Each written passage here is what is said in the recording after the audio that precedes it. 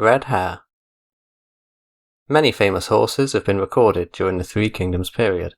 The most famous of all is probably Red Hare, due to its distinguished red-coloured pelt. It's been theorised that Red Hare may have been one of the now extinct blood-sweating horses, which were one of the first major imports to China from the Duyuan nation in Ferghana Valley, which is near modern-day Uzbekistan. Also known as the Ferghana horse, they are described as magnificent and are thought to have come from heavenly descent. This species apparently had red-coloured sweat, but it's thought this was due to a disease called parafilaria multipapulosa, commonly referred to as summer bleeding, which causes horses to bleed from their skin. The Han Empire came into possession of these horses around the year 133 BC.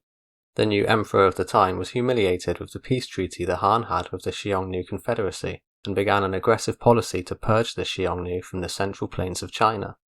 After victory was achieved, the Han Emperor was informed of the glorious blood-sweating 1,000 Li horses, noted for their ability to travel great distances. He had a small golden horse smelted, then sent envoys bearing pieces of gold and the horse to strike a deal with the Duyuan king, who was unwilling to part with his animals. The king didn't fear an attack from such a great distance, so he killed the envoys and seized their gifts, which in turn infuriated the Han Emperor. He formed an army, more than 100,000 strong, who marched all the way to kill the foreign king and his men. They were successful, and hereafter the Han Empire came into possession of these famed horses. Up until this point, the Wusun semi-nomadic peoples had been the main supplier of horses for the Han dynasty.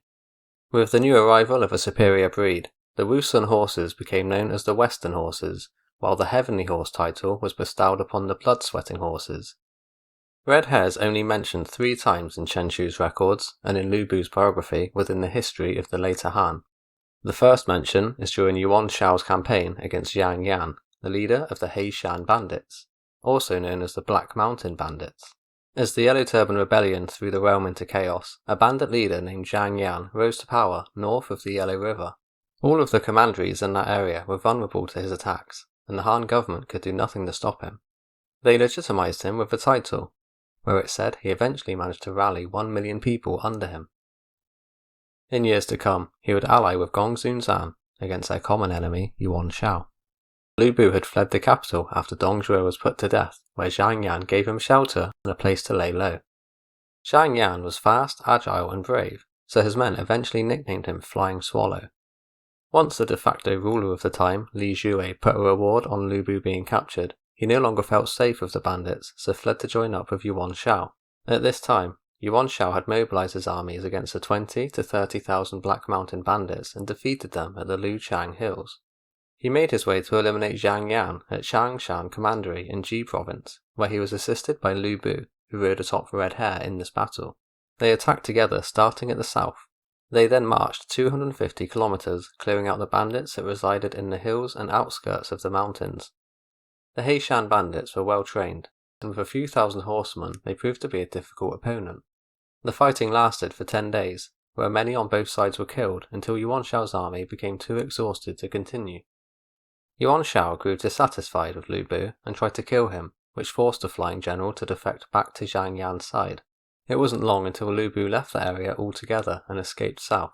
Lu Bu did make use of Red Hare for the Black Mountains campaign, but it's not mentioned in any other battle, so historically it probably wasn't his trademark horse, although it's certainly considered to be today. My theory is that he took Red Hare from the stables at Chang'an to ride east, as it was the obvious choice to escape as quickly as he could. He led his 100 followers to first seek shelter under Yuan Shu, where it's been noted he still had Dong Zhuo's head attached to his horse's saddle. I feel this would have got many people talking, and could have inspired some of the famous quotes about Lu Bu and his horse. The history of the later Han simply stated Lu Bu possessed a good steed, it was called Red Hare.